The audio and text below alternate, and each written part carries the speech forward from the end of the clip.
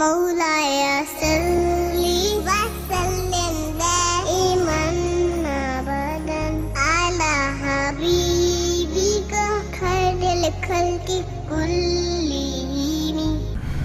السلام علیکم ورحمۃ اللہ وبرکاتہ. ناظرین استقبال ہے، سواگت ہے آپ کا viral news live studio Jalgaon Maharashtra India میں. میں آپ کا میزبان مفتی محمد ہارون ندوی.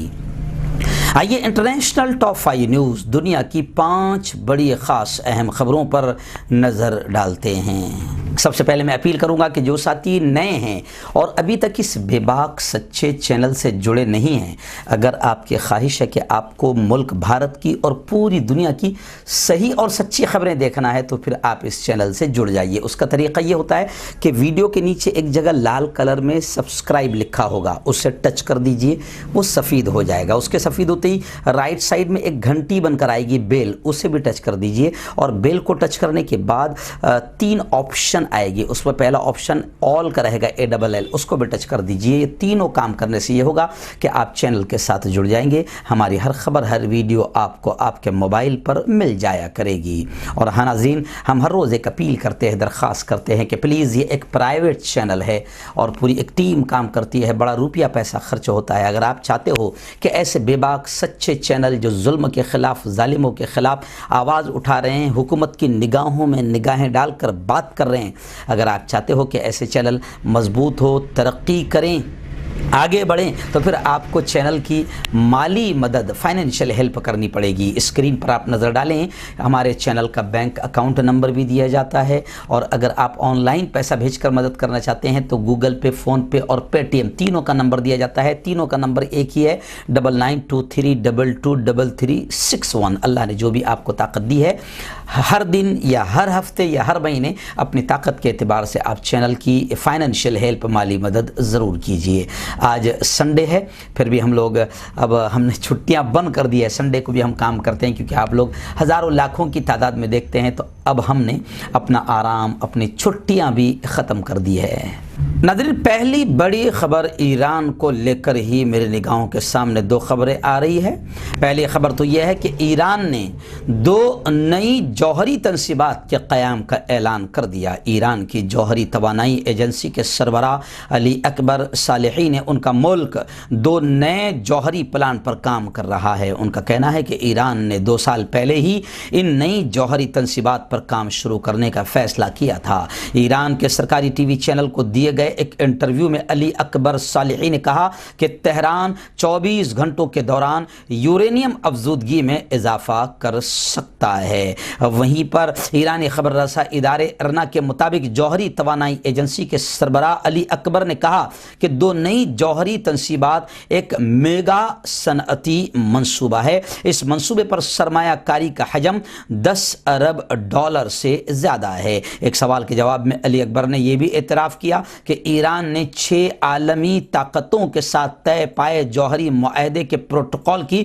خلاف ورزی کرتے ہوئے یورینیم زیادہ مقدار میں افزودہ کیا ہے. ان کا کہنا ہے کہ ایران چاہے تو یورینیم افزودگی کو 24 گھنٹوں کے دوران 60% تک لے جا سکتا ہے. وہیں پر دوسری بڑی خبر یہ بھی ہے کہ ایران کی جوہری توانائی ایجنسی کے ساتھ معاہدہ ختم کرنے کی دھمکی. ذرائع ابلاغ میں سامنے آنے والی ایک نئی دستاویز میں کہا گیا ہے کہ ایران نے جوہری سرگرمیوں پر نظر رکھنے والے ادارے IAEA کے ساتھ تعاون کا معاہدہ ختم کرنے کی دھمکی دی ہے.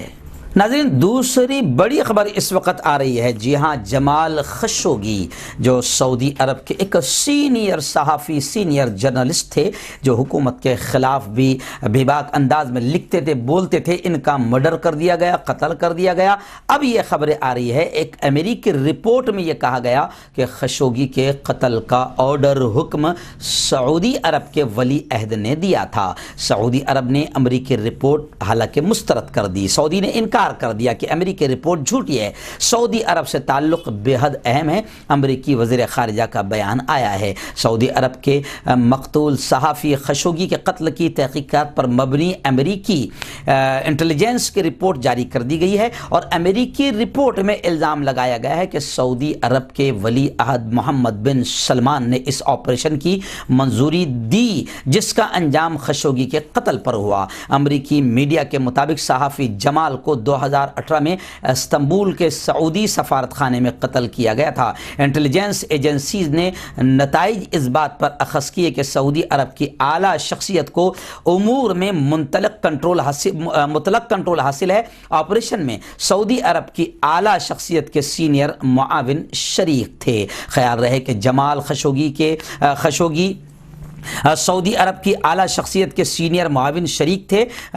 मैं आपको ये भी बता दूं कि खशोगी सऊदी हुकूमत पर तनकीद के हवाले से शोहरत रखते थे कि जमाल खशोगी बिल्कुल बेबाक और निडर अंदाज में सऊदी हुकूमत के ख़िलाफ़ भी कलम उठाते थे, लिखते थे।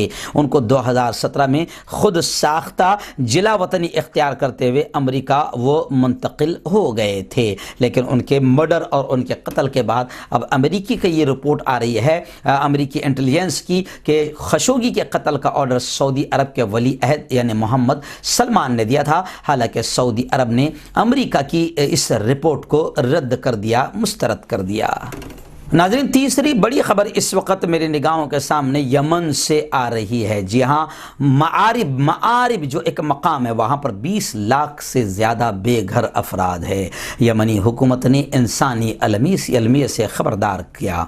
यमन के वज़ीर इत्तलात मुअम्मर अल अरियानी ने एक बार फिर खबरदार किया है कि मारिब में हौसियों की दरिंदगी जारिहियत इंसानी अलमिया का सबब बन सकती है। हफ्ते के रोज़ अपनी सिलसिलावार ट्वीट्स में अल अरियानी ने कहा कि हम फिर से खबरदार कर रहे हैं कि ईरान नवाज दहशतगर्द हौसी मलेशिया की जानिब से मारिब सूबे के मुख्तलिफ महाजों पर जारिहियत जारी रहने की सूरत में ऐसे इंसानी अलमिया का ख़तरा है जिसको काबू नहीं किया जा सकेगा। हौसियों की पुरतशद्दुद कार्रवाइयों के सबब यहाँ नकल मकानी करने वालों का सबसे बड़ा मजमा इकट्ठा है। अल अरियानी के मुताबिक मारिब सूबे में इस वक्त 20 लाख के करीब पनाह गज़ीन मौजूद है। ये यमन में बेघर अफराद की मजमूई तादाद का 60% है और यमन की कुल आबादी 5.7 है। मारिब सूबे में पनाह गज़ीनों और नकल मकानी करने वाले अफराद के लिए कैंपों की तादाद सिर्फ 139 है। यहाँ नाज़रीन ये भी कहा गया कि दहशतगर्द हौसी मलेशिया इस मारिब सूबे में इंसानी हुकूक ह्यूमन राइट्स की संगीन खिलाफ वर्जी कर रही है। इन कार्रवाइयों में तोपों से भारी गोलाबारी, मार्टर गोलों का दागा जाना, आतिशी हथियारों से फायरिंग, घरों पर धावे और उन्हें आग लगाना, घरों और रास्तों में बारूदी सुरंगें बिछा देना और यमनी ख़ानदानों को कूच करने से रोककर उन्हें इंसानी ढाल के तौर पर इस्तेमाल करना भी शामिल है। यानी हौसी दहशतगर्द मलेशिया इंसानी हुकूक के खिलाफ वर्जी बेतहाशा कर रहे हैं और जुल्म और सितम के पहाड़ तोड़ रहे हैं। नाज़रीन, चौथी बड़ी खबर इस वक्त आ रही है इराक़ से। जी हाँ, इराक़ में हुकूमत मुखालिफ मुजाहिरों पर फायरिंग हुई जिसकी वजह से लोगों के मरने की इत्तला है। जनूबी इराक़ में सिक्योरिटी फोर्सेज ने एक बार फिर हुकूमत मुखालिफ मुजाहिरीन पर फायरिंग की जिसमें कई अफराद के मरने और ज़ख्मी होने की खबरें आ रही है। जनूबी इराक़ के शहर नासिरिया में ऐनी शाहिदीन ने सहाफ़ियों को बताया कि सिक्योरिटी फोर्सेज ने जुमे के रोज़ हुकूमत मुखालिफ मुजाहिरों पर फायर खोल दिया। अस्पताल के ज़राए ने खबर रसा इदारे रॉयटर को बताया कि बेशतर अफराद गोलियां लगने से हलाक हुए हैं। पुरतशद्दुद मुजाहिरों के दौरान अब तक तकरीबन 120 मुजाहिरीन और सिक्योरिटी फोर्सेस के 57 एहलकार ज़ख्मी भी हुए हैं। अगरचे कि कोरोना वायरस की वजह से इलाके में लॉकडाउन है, ताहम मुजाहिरीन इसकी परवाह किए बगैर रियासत ज़िक़ार के गवर्नर के इस्तीफ़ा का मुतालबा करने के लिए सड़कों पर आ गए हैं। ये मुजाहरे इलाके में हुकूमत के ख़राब कारकर्दगी के ख़िलाफ़ हो रहे हैं। बाज़ इत्तलात के मुताबिक एहतजाज के दौरान जब पत्थरों और आतिशी मादों से लेस बाज़ मुजाहिरीन ने सरकारी इमारतों में दाखिल होने की कोशिश की तो सिक्योरिटी फोर्सेज ने भीड़ पर काबू पाने के लिए फायर खोल दिया, फायरिंग कर दी। ناظرین آخری پانچویں بڑی خبر میری نگاہوں کے سامنے آ رہی ہے کہ خلیج عمان میں بحری جہاز کے اندر دھماکہ ہوا۔ سیکیورٹی ایجنسی کا ایران پر الزام لگ رہا ہے۔ بہاماس کا پرچم بردار ایم وی ہیلیوس رے گاڑیوں کی کھیپ لے کر سنگاپور جا رہا تھا۔ برطانیہ کی میری ٹائم ٹریڈ آپریشنز اتھارٹی اور میری ٹائم سیکیورٹی کمپنی نے جمعے کے روز بتایا کہ خلیج عمان میں ایک بحری جہاز میں دھماکے کی اطلاع ملی ہے۔ ڈرائیارڈ گلوبل نامی میری ٹائم سیکیورٹی کمپنی کے مطابق ایم وی ہیلیوس رے بحری جہاز گاڑیوں کی کنسائنمنٹ لے کر سنگاپور جا رہا تھا۔ ادھر مورینا ٹریفک ویب پورٹل نے بتایا کہ جہاز پر بہاماس کا پرچم لہرا رہا تھا اور اس کی منزل سنگاپور تھی۔ اب خلیج عمان میں اس بحری جہاز کے اندر دھماکہ ہوا ہے۔ سیکیورٹی ایجنسیوں کا الزام ہے کہ یہ دھماکہ ایران نے کیا ہے۔